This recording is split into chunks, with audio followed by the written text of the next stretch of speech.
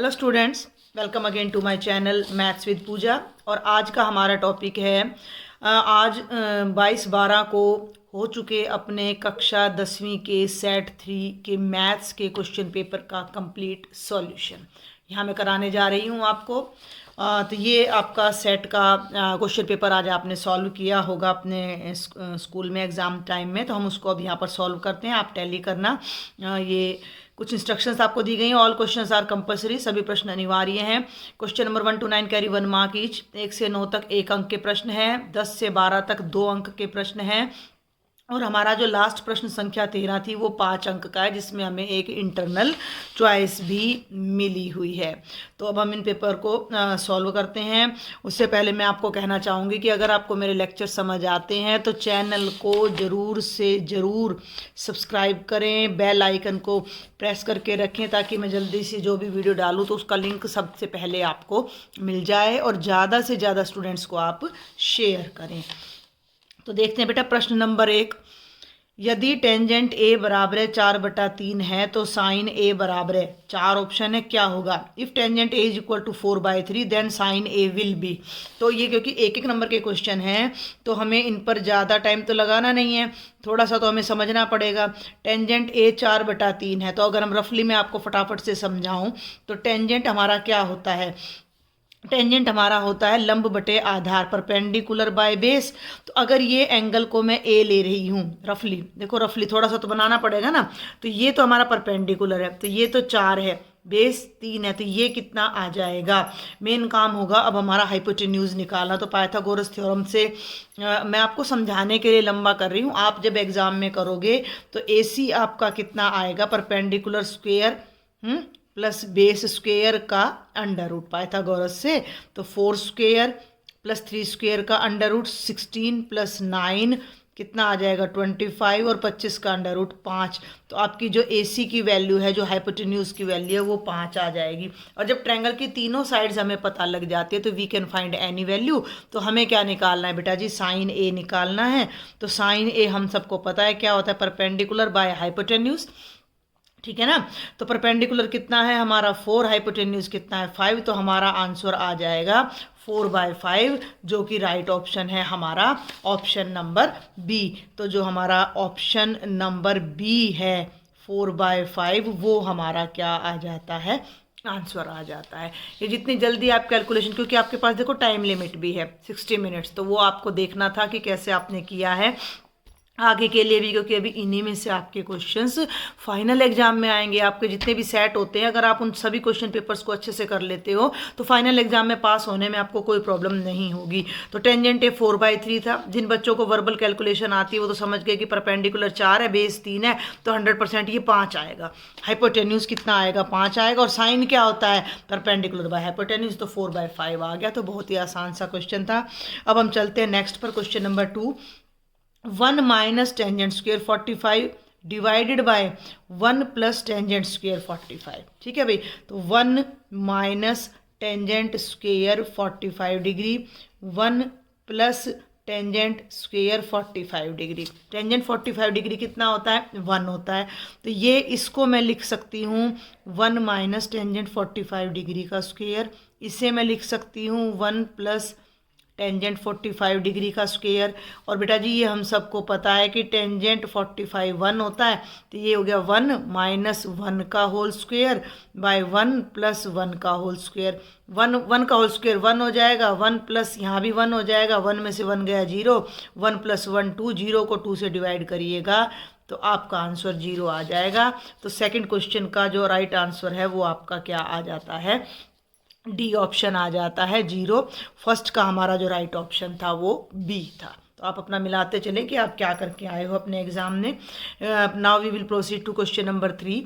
एक बिंदु क्यू से एक वृत्त पर स्पर्श रेखा की लंबाई 24 सेंटीमीटर है और केंद्र से क्यू की दूरी 25 सेंटीमीटर। तो वृत्त की त्रिज्या क्या है? इस तरह का क्वेश्चन करने के लिए आपने डायग्राम जरूर बनाना है।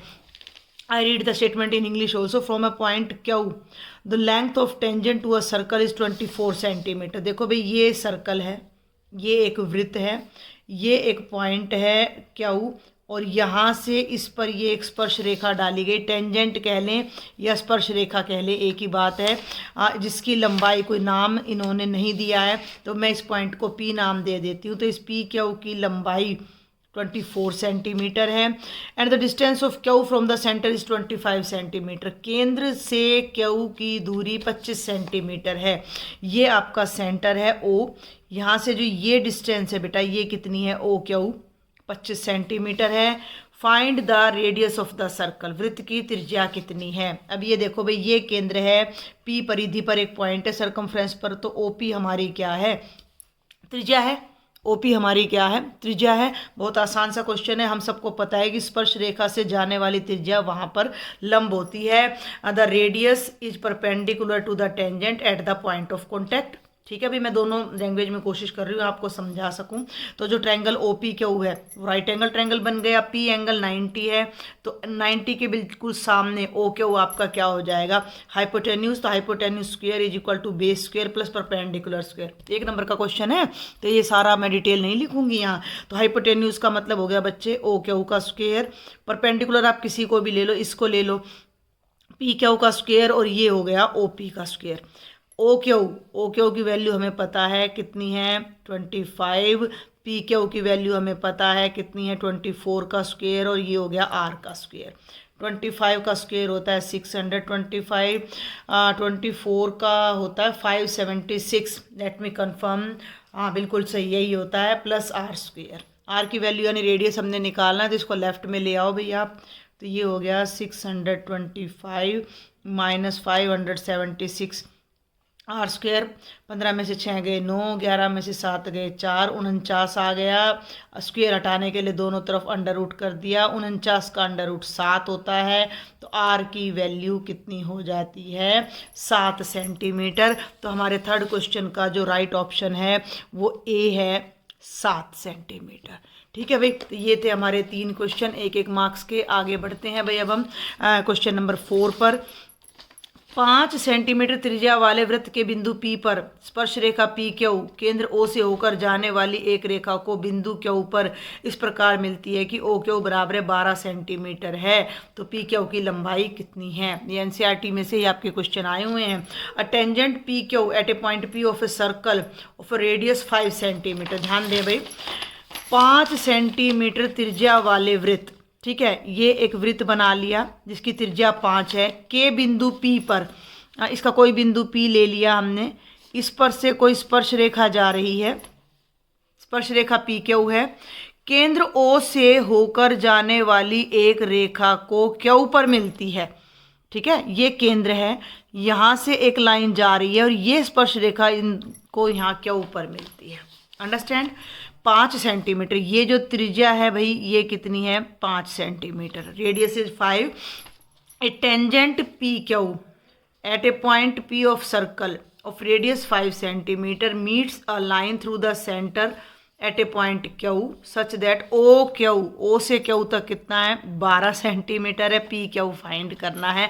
सेम लास्ट क्वेश्चन की तरह है, ये एंगल 90 है, तो उसी तरह से hypotenuse square is equal to perpendicular square plus base square. 90 के सामने हाइपोटेन्यूज होता है ट्रायंगल ओ पी क्यू में, P 90 का है एंगल, तो उसके सामने ओ क्यू आपका कर्ण होगा। तो ओ क्यू का वर्ग P किसी को भी ले लो, ये ले लो पी क्यू का वर्ग, पी क्यू को हमने लंब ले लिया, आधार हमने ये ले लिया ओ पी का वर्ग। ये हमें पता है 12 है, ये हमने पी क्यू निकालना है। ओ पी कितना है 5, 12 का स्क्वायर कितना हो गया 144 is equal to P square plus 25 को इधर ला के माइनस कर लीजिए, is equal to P Q whole square. ये देखिए 9, 3 में से 2 गए 1, 119। ये आपके एक्सरसाइज का ही क्वेश्चन है, बोथ साइड्स अंडर रूट करोगे ये कैंसिल, तो पी क्यू की वैल्यू 119 का स्क्वायर रूट आ जाएगी। तो आपके क्वेश्चन नंबर 4 का जो राइट आंसर है वो ये डी ऑप्शन हो जाता है। आई थिंक आप ऐसे ही करके आए होंगे इन क्वेश्चंस को। आगे बढ़ते हैं, क्वेश्चन नंबर 5। देखो आपको मेरे लेक्चर समझ आते हैं तो भी सब्सक्राइब आप ज़रूर करें, लाइक करें, कमेंट्स करके बताएं कि लेक्चर कैसा लगता है, कोई कमी है तो वो भी मैं फिर उसको सुधारूँगी। बच्चों के सजेशन से टीचर भी इम्प्रूव करते हैं। ठीक है, तो अब हम चलते हैं क्वेश्चन नंबर 5 प्रोबेबिलिटी पर है। निम्नलिखित में से कौन एक घटना की प्रायिकता नहीं हो सकती? Which of the following can not be the probability of an event. आपने एक बात ध्यान रखनी है कि प्रोबेबिलिटी हमेशा 0 या 0 से बड़ी और 1 या 1 से छोटी होती है। अगर मैं नंबर लाइन की बात करूं तो 0, 1, 2, -1, तो यहाँ से और यहाँ तक हमारा अगर कोई उत्तर है तो वो ठीक है प्रोबेबिलिटी के लिए। 0 से कम है यानी नेगेटिव है तो गलत है, 1 से बड़ा है तो गलत है। तो 4 ऑप्शन है। 2/3, देखो भाई 2/3 1 से कम है, क्यों? क्योंकि 2/3 का मतलब 0.6 है। और वैसे भी मैंने हिंट बता रखा है कि न्यूमरेटर कम हो डिनोमिनेटर ज़्यादा हो तो 1 से कम आता है। ये साफ दिख रहा है नेगेटिव है, तो वैसे तो उत्तर ये है, फिर भी हम बाकी की भी जांच कर लेते हैं। 15% का मतलब है 15/100, दशमलव में बदलोगे तो 0.15, ये भी 1 से कम है, ये भी 1 से कम है। तो राइट ऑप्शन आपका क्या बच जाता है? बी, -1.5 पॉसिबल नहीं है। हमारी प्रोबेबिलिटी कभी भी नेगेटिव नहीं हो सकती। नेक्स्ट क्वेश्चन पे चलते हैं बेटा। नेक्स्ट क्वेश्चन ट्रू फॉल्स बताना है। सही कथन के लिए सत्य और गलत कथन के लिए असत्य लिखे। Write true for correct and false for incorrect statement. Tangent A का मान हमेशा 1 से कम होता है। The value of tangent A is always less than 1, which is totally false. बिल्कुल गलत है ये बात, क्योंकि अगर आपको टेबल याद हो तो टेंजेंट 60 डिग्री का मान √3 होता है और √3 1.732 यानी 1 से बड़ा होता है। तो एक वैल्यू तो यही मैंने आपको निकाल के दिखा दी है कि भाई टेंजेंट की वैल्यू 1 से बड़ी भी हो सकती है। तो ये जो कह रहा है कि the value of tangent is always less than 1, 1 से कम है, ये असत्य है, यानी कि ये फॉल्स है। ये कथन हमारा गलत है। आगे बढ़ते हैं प्रश्न नंबर 7, क्वेश्चन नंबर 7। क्यू बढ़ने पर साइन क्यू का मान बढ़ता है। क्यू मीन्स एंगल, थीटा लगा लो, एक्स लगा लो, ए लगा लो। तो आप एक बार बस जल्दी से, कुछ नहीं करना, आपने टेबल याद अगर आपको है तो बहुत ही बढ़िया है। 0, 30 डिग्री, 45 डिग्री, 60 डिग्री और बेटा 90 डिग्री, और ये हो गया साइन थीटा। 0 होता है, ये 1/2 होता है, ये 1/√2 होता है, ये √3/2 होता है और ये 1 होता है। आप देख सकते हो ना, एंगल तो बढ़ रहा है, एंगल तो बढ़ रहा है। ये वैल्यू बढ़ रही है कि नहीं? बिल्कुल बढ़ रही है। 0 पे वैल्यू 0 थी, ये 0.5 थी। इसको रेशनलाइज करके √2/2 करोगे तो ये 0.8 आएगा। 8 तो नहीं, √2/2 0.7 आएगा, ये 0.8 आएगा और ये 1, तो ये भी बढ़ रहा है। जैसे जैसे एंगल बढ़ेगा वैसे वैसे साइन थीटा की वैल्यू बढ़ती है, जैसे जैसे एंगल कम होता है साइन थीटा की वैल्यू कम होती है। तो ये पहला छठा तो हमारा फॉल्स था और ये हमारा ट्रू है। The value of sine Q increases as Q increases, तो ये कथन हमारा ट्रू है, सत्य है। ठीक है बेटा, अभी तो आप भी 10th क्लास में हो ना, तो आप इन्हीं एक्यूट एंगल के बेस पर ही अपने रिजल्ट आप दोगे। तो ये 7 ऑब्जेक्टिव क्वेश्चन थे, ये 8वां है, इसके लिए पेन चलाने की भी जरूरत नहीं है। एक वृत्त को 2 बिंदुओं पर प्रतिच्छेद करने वाली रेखा कहलाती है। A line intersecting a circle in 2 points is called. कितना आसान है, इसको हिंदी में कहेंगे छेदक रेखा, इंग्लिश में कहेंगे इंटरसेक्टिंग लाइन।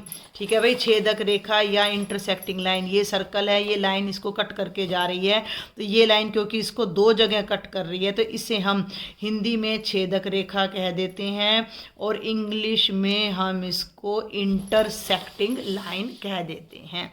क्लियर? बहुत सिंपल। आगे बढ़ते हैं प्रश्न नंबर 9 पर। किसी घटना की ई की प्रायिकता जमा घटना ई नहीं की प्रायिकता कितनी होती है? The probability of an event E plus probability of event not E. किसी घटना के होने की और ना होने की प्रायिकता का योग हमेशा 1 होता है। ई के होने की प्रायिकता और ई के ना होने की प्रायिकता का योग हमेशा 1 होता है। भाई या तो हम पास होएंगे या पास नहीं होएंगे, या तो कॉइन उछालेंगे तो हेड आएगा या हेड नहीं आएगा। ठीक है ना, मान लो हेड आएगा तो एक कॉइन को उछालने पर हेड आने की प्रोबेबिलिटी 1/2 होती है। हेड नहीं आएगा तो क्या आएगा? टेल आएगा, तो वो भी कितनी होती है? 1/2। दोनों को जोड़ दो तो कितना आएगा? 1 आएगा। तो ये वैसे भी बड़ा इंपॉर्टेंट सा डायरेक्ट रिजल्ट है, तो सम आएगा 1। तो ये 1-1 नंबर के 9 क्वेश्चन थे। आई होप आपके काफ़ी क्वेश्चन इसमें अच्छे गए होंगे, क्योंकि ये भी बहुत आसान है। मैंने तो अपने स्टूडेंट्स को कराया था, ये भी बहुत आसान है, ये भी आसान है, हाँ ये भी आसान है। यहाँ शायद 7वें में अगर किसी को टेबल अच्छे से समझ है तो ये भी कर सकता था बच्चा। और ये दोनों क्वेश्चन बिल्कुल आपके पाइथागोरस पर बेस्ड थे। ये वाला भी बहुत आसान है क्योंकि आपको परपेंडिकुलर बेस पता लग गया, हाइपोटेन्यूज निकाला और साइन, मतलब ज़्यादा क्या, कितना भी मुश्किल मुझे तो नहीं लगे। ये 9 नंबर तो आपके सबके आने चाहिए थे मेरे अकॉर्डिंग। तो अब आप क्या करके आए हो एग्ज़ाम में वो आपने देखना है। तो आगे बढ़ते हैं। Now we will solve question number 10 जो कि आपका 2 मार्क्स का है। आगे के 3 क्वेश्चन हमारे 2 मार्क्स के हैं। सिद्ध कीजिए, प्रूव दैट, दोनों में सेम है। क्या प्रूव करना है हमने कि secant A into 1 minus sine A into secant A plus tangent A is equal to 1। ये रिजल्ट हमने प्रूव करना है। तो इसके लिए पहले हम लेफ्ट हैंड साइड को पिक करते हैं। इस तरह का रिजल्ट जब भी हमने प्रूव करना है, मैं एक बार रीराइट कर देती हूँ। Secant A 1 minus sine A secant A plus tangent A. जब भी इस तरह का क्वेश्चन आए, try to convert each and every trigonometric function in sine cos. आप कोशिश करो कि सबको साइन और कोस में बदल लो। तो सीकेंट ए तो हो गया 1 बाय कॉस ए, ध्यान देना है, ये हो गया 1 minus sine A. Secant A होता है 1 बाय कॉस ए और टेंजेंट ए होता है बेटा sign theta by cos theta, यानी कि साइन ए बाय कॉस ए। समझ आ रही मेरी बात आपको? भाई सीकेंट थीटा क्या होता है, कोस थीटा का उल्टा ही तो होता है, और टेंजेंट थीटा क्या होता है, sine theta by cos theta. तो ये हो गया 1 by cos A into 1 minus sine A, और ये कॉस ए हमने यहाँ एलसीएम ले लेना है। तो यहाँ ऊपर बच गया 1 प्लस साइन ए। अब ध्यान से देखो, मुँह जुबानी क्वेश्चन है ये हमारा। डिनोमिनेटर में कोस ए यहाँ है, कोस ए यहाँ है, दोनों सेम टर्म में मिलकर कोस स्क्वेयर हो जाएंगे। और न्यूमरेटर में ये दोनों, तो न्यूमरेटर में तो मैं इन दोनों को लिखने जा रही हूँ 1 minus sine A into 1 plus sine ए। दोनों हो गई ऊपर, नीचे दोनों क्या है, कोस है, तो ये हो गया कोस स्क्वेयर है। अब आप एक आइडेंटिटी याद करो कि a minus B into A plus B क्या होता है, A square minus B square. 8th class से पढ़ते आ रहे हैं। तो यहाँ देखो जरा, 1 माइनस साइन है, 1 प्लस साइन है। भाई ए की जगह 1 है दोनों में, बी की जगह साइन ए है, तो इस पर ये वाली आइडेंटिटी लगकर ये बनेगा 1 का स्क्वेयर माइनस साइन स्क्वेयर। ठीक है, मैं अब थोड़ा पेज टर्न करने जा रही हूँ, तो मैं इसी स्टेटमेंट को यहाँ पर एक बार दोबारा से राइट कर देती हूँ कि क्या आया है। ये आया है 1 minus sine A 1 plus sine A divided by cos square A minus B, A plus B लगाया तो 1 का भी स्क्वेयर और साइन का भी square divided by cos square A. 1 का स्क्वेयर 1 रह जाएगा, minus sine square A by cos square A. और 1 माइनस साइन स्क्वेयर ए हमारा होता है कॉस स्क्वेयर ए। कैसे होता है, आइडेंटिटी याद है कि नहीं है? Sine square theta plus cos square theta is equal to 1 होता है। साइन स्क्वेयर थीटा को राइट साइड में ले जाओ, कोस स्क्वेयर थीटा यहीं रह गया, तो ये होता है 1 माइनस साइन स्क्वेयर थीटा। तो ऊपर भी कोस स्क्वेयर ए आ गया और नीचे कोस स्क्वेयर ए है ही, दोनों कैंसिल होकर कितने हो गए 1, और ये हमारी राइट हैंड साइड आ जाती है। तो हम यहाँ लिख सकते हैं कि left hand side is equal to right hand side, hence proved. तो यहाँ आपको बाकी के ये सारे रिजल्ट्स आपके टिप्स पर अगर होंगे तो आप आसानी से इस क्वेश्चन को कर सकते हो। क्वेश्चन नंबर 11 सर्कल में से आ रहा है। वृत्त के केंद्र से 5 सेंटीमीटर की दूरी पर एक बिंदु ए से स्पर्श रेखा की लंबाई 4 सेंटीमीटर, त्रिज्या ज्ञात करो। सेम क्वेश्चन अभी कराया है, वो हमने थोड़ा जल्दी किया था, यहाँ हम थोड़ा इसको डिटेल में करेंगे क्योंकि 2 मार्क्स का है।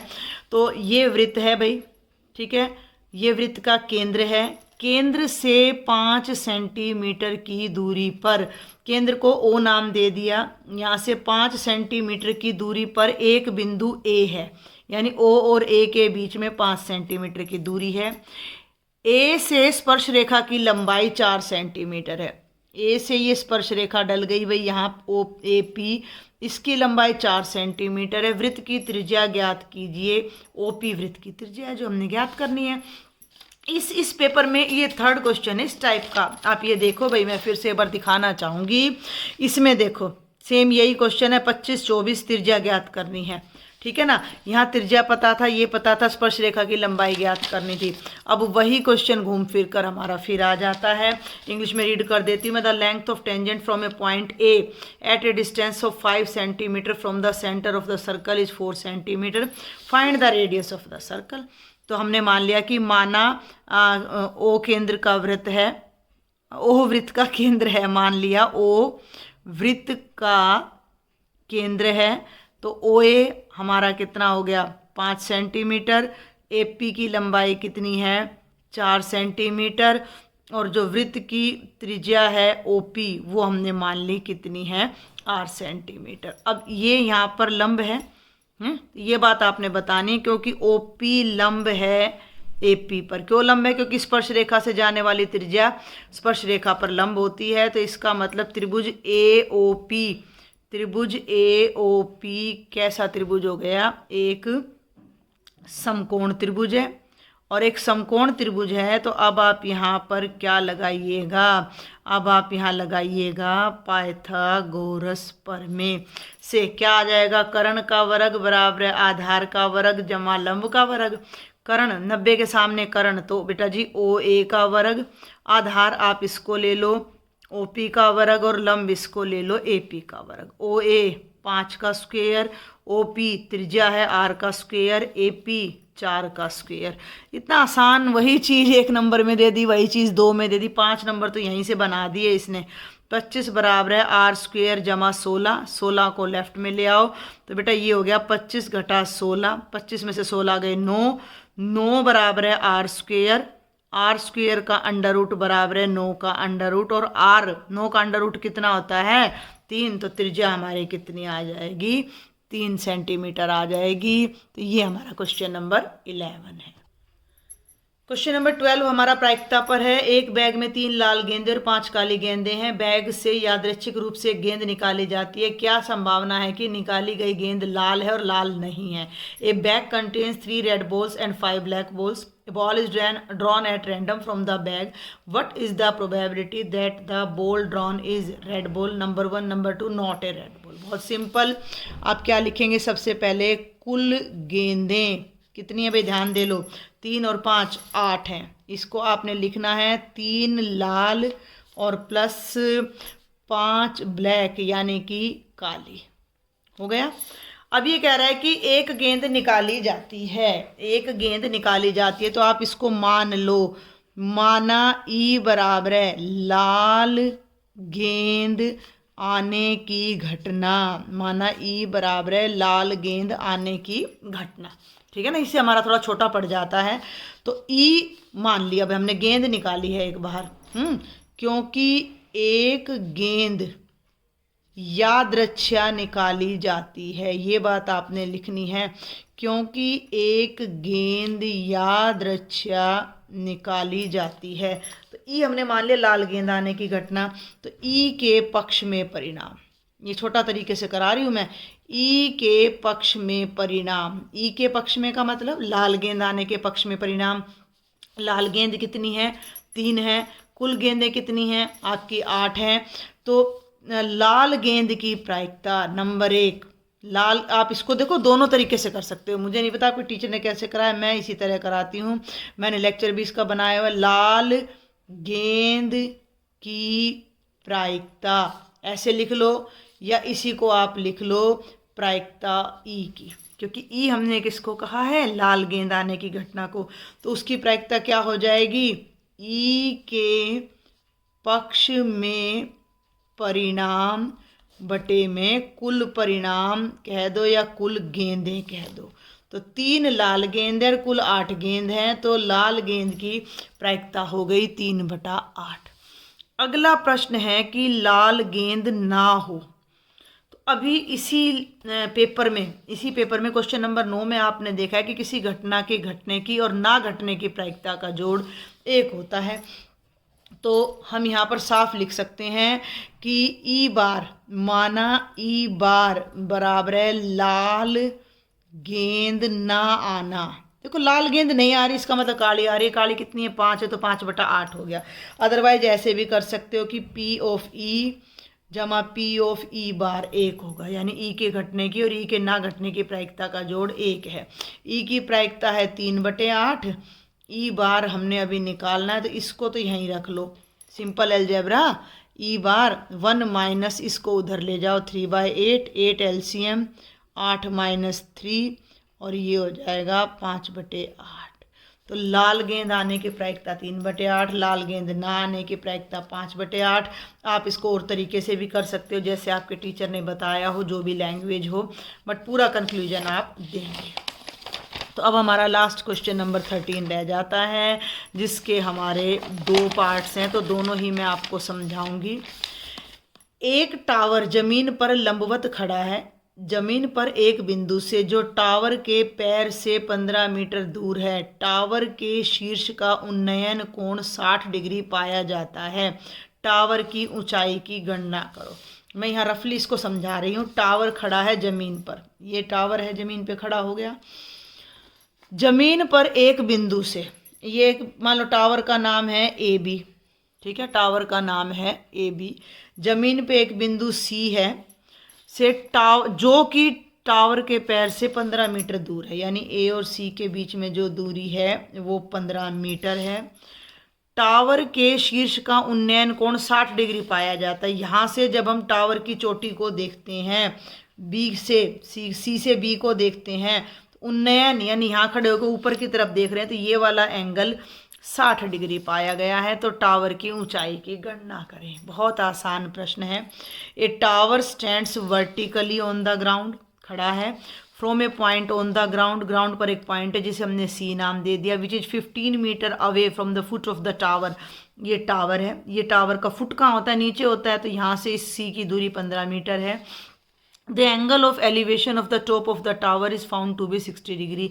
एंगल ऑफ एलिवेशन क्या होता है कि जब हम नीचे खड़े होकर किसी ऊपर की चीज़ को देख रहे हैं तो हमारी आंख यहाँ जो क्षैतिज के साथ एंगल बनाती है वो एंगल ऑफ एलिवेशन होता है। Find the height of tower.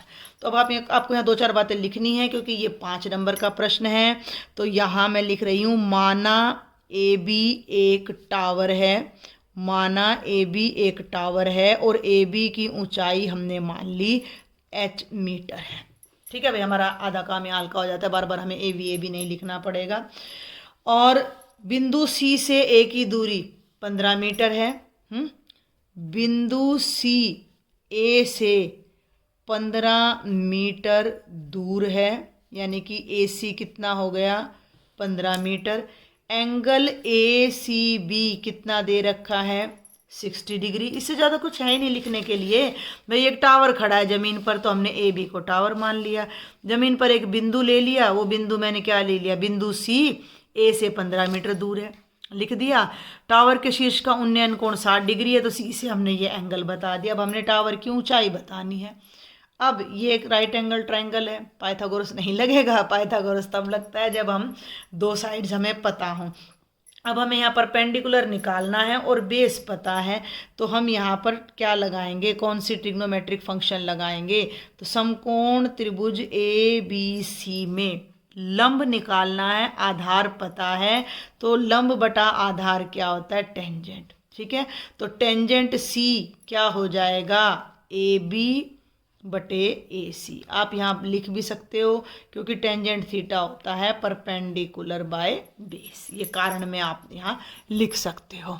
ठीक है भाई, ये ट्रायंगल में ये बेस एंगल है सी, तो सी एंगल के लिए जो है टेंजेंट का मान क्या होगा, लंब बटा आधार, यानी उसके सामने वाली भुजा और उसके साथ वाली भुजा।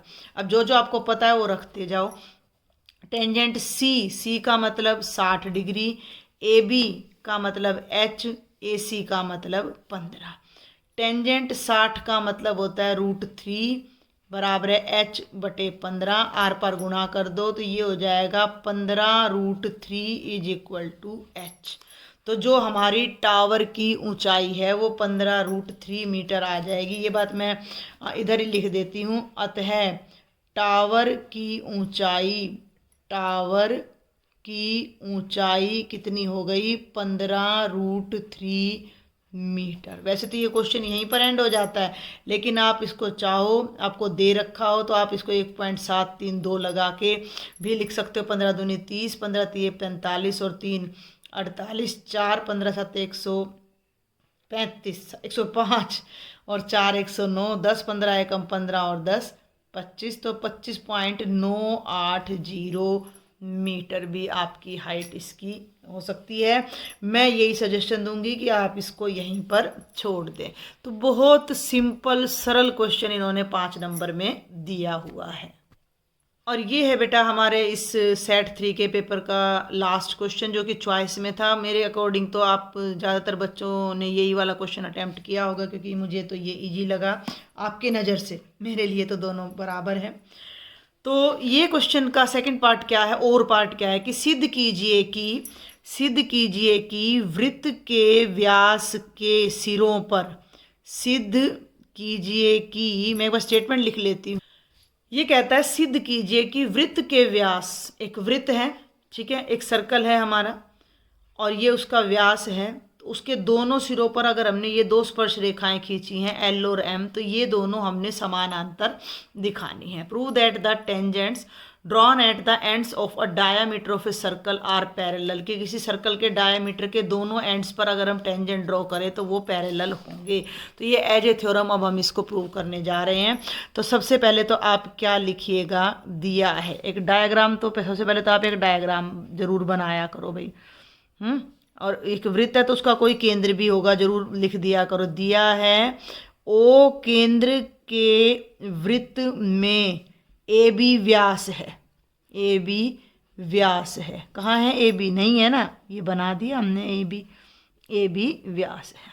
हमें सिर्फ इतना दिया हुआ है। लेकिन हमें ये भी कहा गया है कि वृत्त के व्यास के सिरों पर खींची गई स्पर्श रेखाएं, तो ये बात भी यही लिख दो।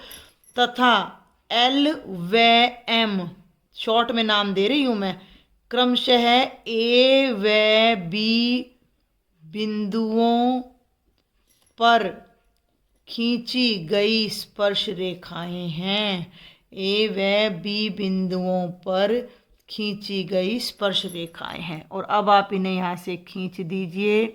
ये स्पर्श रेखा ए पर खींच गई जिसका नाम है एल, और बेटा ये स्पर्श रेखा बी पर खींच गई जिसका नाम है एम। क्लियर हो गया? जो जो बातें स्टेटमेंट में कही थी वहीं से हमने देख के लिख दिया कि भाई एक सर्कल है, उसका केंद्र ओ है, उसका व्यास का नाम ए बी है, ए बिंदु पर एक स्पर्श रेखा एल है, बी बिंदु पर दूसरी स्पर्श रेखा एम है। जिन बच्चों को ये पूरा इकट्ठा लिखने में दिक्कत आए वो एक एक लाइन अलग लिख सकते हो कि ए पर खींची गई स्पर्श रेखा एल है, बी पर खींची गई स्पर्श रेखा हमारी क्या है, एम है। ठीक है भाई, तो अब हम आगे बढ़ते हैं। सिद्ध करना है, हमें क्या सिद्ध करना है कि एल रेखा एम के समानांतर है। अब समानांतर का कॉन्सेप्ट आप समझो कि जब दो रेखाओं को कोई तिर्यक रेखा काट रही है और अगर हम संगत कोण बराबर दिखा दें, संगत नहीं, ये तो एकांतर है, संगत या एकांतर कोई भी बराबर दिखा दें, तो हमारा जो है जो दोनों रेखाएं हैं वो क्या हो जाती हैं, समानांतर हो जाती है। अब तुम ध्यान से देखो, एल है और ये रेखा काट रही है, अगर ये वाला कोण इसके बराबर हो जाए तो ये रेखाएं समानांतर हो जाएंगी। तो इट्स वेरी इजी क्वेश्चन। इसका अब आप प्रमाण कैसे लोगे, आपको ये ध्यान रखना है कि हम जानते हैं, सिंपल सा आपने एक रिजल्ट लिखना है। हम जानते हैं कि स्पर्श रेखा, ये स्पर्श रेखा के स्पर्श बिंदु से, स्पर्श रेखा के स्पर्श बिंदु से खींची गई त्रिज्या, खींची गई त्रिज्या स्पर्श रेखा पर लंब होती है।